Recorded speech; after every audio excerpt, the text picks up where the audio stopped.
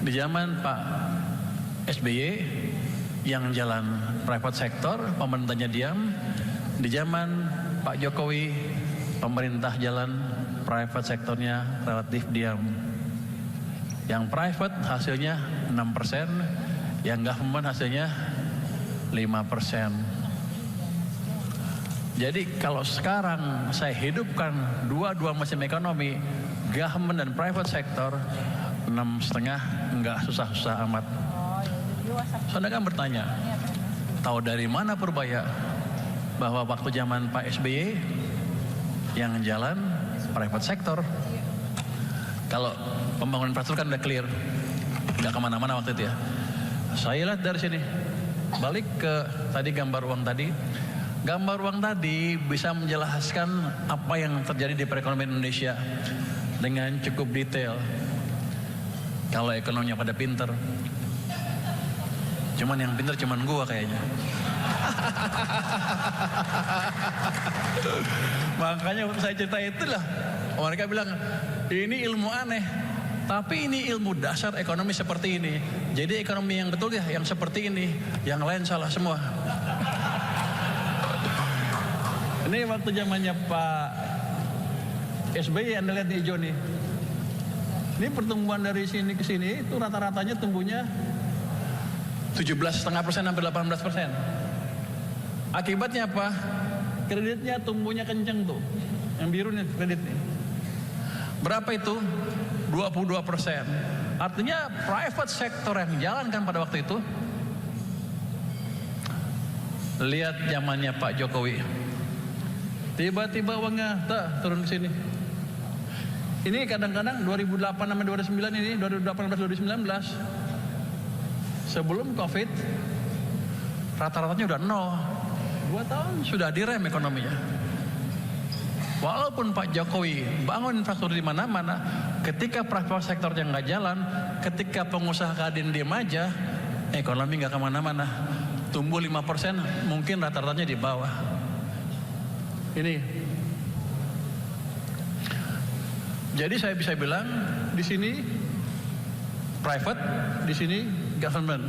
Lihat pertumbuhan kreditnya, cuma 7%. Kadang-kadang juga negatif bawah.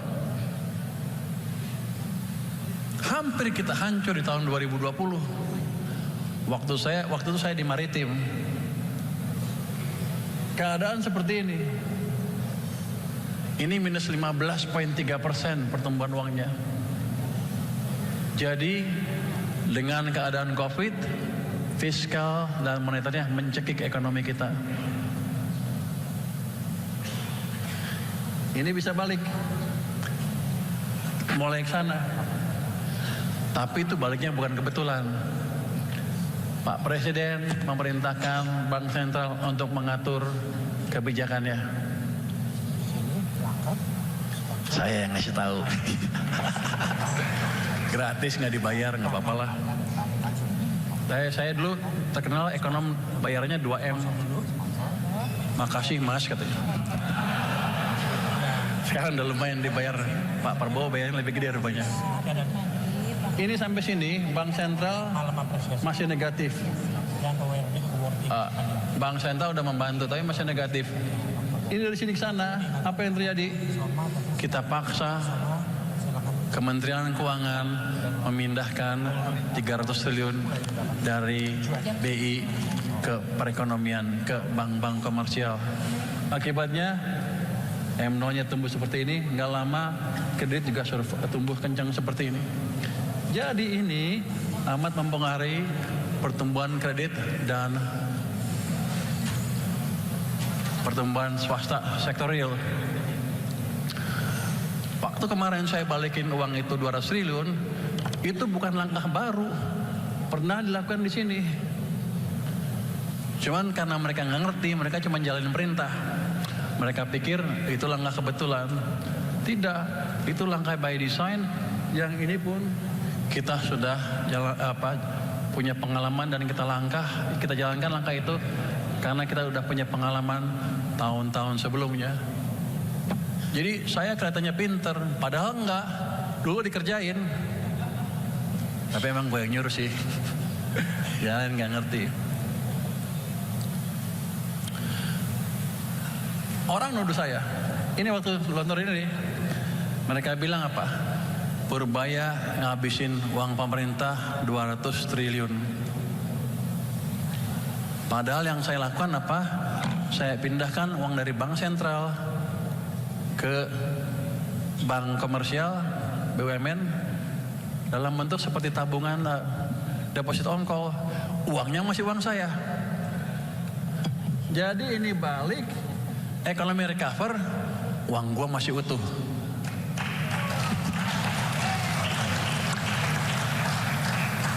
Pinter juga saya katanya.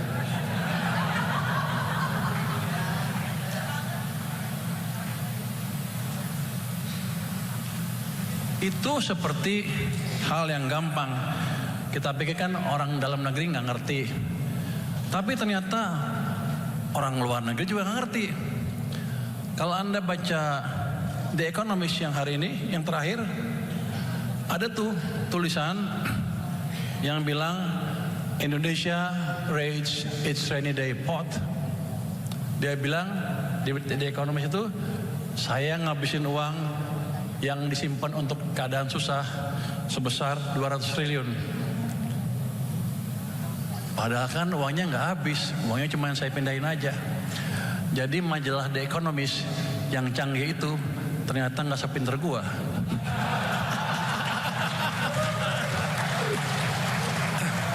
Jadi gini, kalau saya aktifkan, ini kalau Anda baca yang hari ini, Pak Tantoy baca betul deh, dibilang saya salah, saya ini, gue bilang dasar majalah bego. Oh iya dong, kan dia banyak ekonominya kan harusnya. Ternyata emang dugaan saya betul, dia nggak sepintar saya.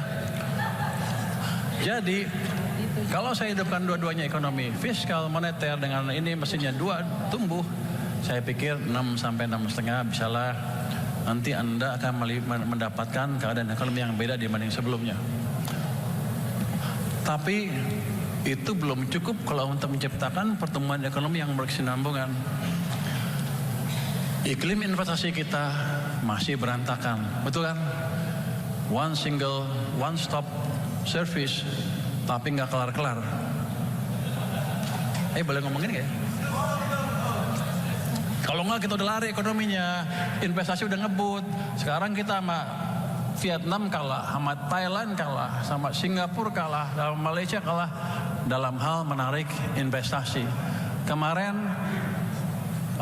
Nvidia baru pilih Johor dibanding Indonesia. Kita kalah, kita mesti betulin. Gimana cara memperbaiki iklim investasi? Orang kan bilang, oke, Pur, kau perbaiki di atas kertas, undang-undangnya gimana ini? Ya, kalau di atas kertas, semuanya pasti bagus. Kalau saya panggil anak buah saya di Kementerian Keuangan, ada hambatan enggak? Enggak ada, Pak. Keluhan ada? Enggak ada, Pak. Tapi investasi nggak masuk. Kalau saya tanya pelaku bisnis, gimana? Kusut katanya, gitu kan?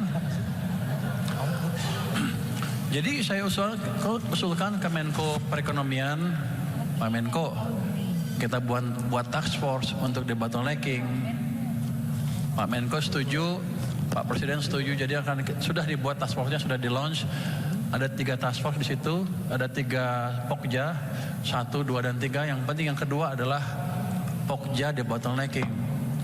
Di situ bapak-bapak, ibu-ibu, para pelaku bisnis, kalau ada hambatan di bisnis Anda bisa lapor dan kami akan sidangkan seminggu kemudian.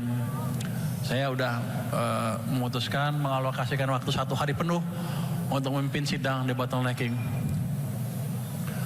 Kenapa saya so berani? Saya pernah punya pengalaman debottlenecking di Menko sebelumnya, di Menko Perekonomian, Maritim, dan Polhukam, 3 Menko. Saya wakil ketua tim debottlenecking sama Pak Yasona Lawli ketuanya. Kita dari 2016 sampai 2019 menyelesaikan 193 kasus investasi berhubungan dengan investasi sebesar 894 triliun rupiah. Cuman kita nggak pernah ke media.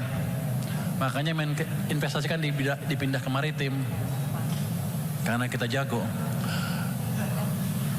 Ke depan kita akan perbaiki itu sehingga nanti iklim bisnis akan kita perbaiki secara bertahap langsung dari lapangan. Nanti dari situ kita betulin peraturannya. Bukan dari peraturan ke lapangan, dari lapangan ini ke peraturan nanti.